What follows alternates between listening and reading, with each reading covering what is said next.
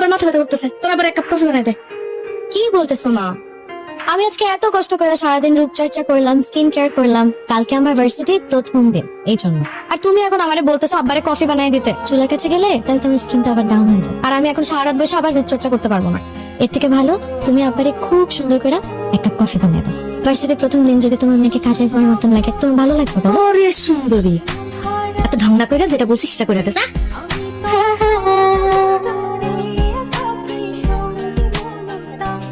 সব সময় আমার সাথে এমন হয়, তাই বলে আজকে হতে হবে? কত ভাব নিয়ে আসলাম নিজেকে পারফেক্ট হিসেবে প্রমাণ করার জন্য, এখন যে অবস্থা হয়েছে পুরো সেমিস্টার কারোর সামনে দাঁড়াতেই পারবো না।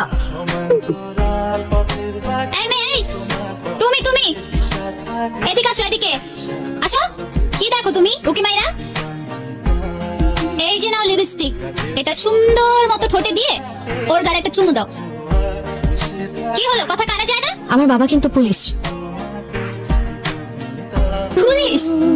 মামুনি, এটা ইউনিভার্সিটি, এখানে পুলিশের ভয় দেখিয়ে কোনো লাভ নাই। যেটা বলছি ওইটা করো। এই চল, নাম কি? মারজান। যাও। তাই শোনো, জি। এই ক্যাম্পাসে কেউ যদি ডিস্টার্ব করে, কেউ যদি কথা বলতে আসে, তুমি সোজা বলবা আমি রোশনের গার্লফ্রেন্ড। কি বলবা? আমি রোশন ভাইয়ের গার্লফ্রেন্ড। ভাইয়া বললে হবে? বলবা রোশনের গার্লফ্রেন্ড। কি বলবা? আমি রোশনের গার্লফ্রেন্ড। গুড।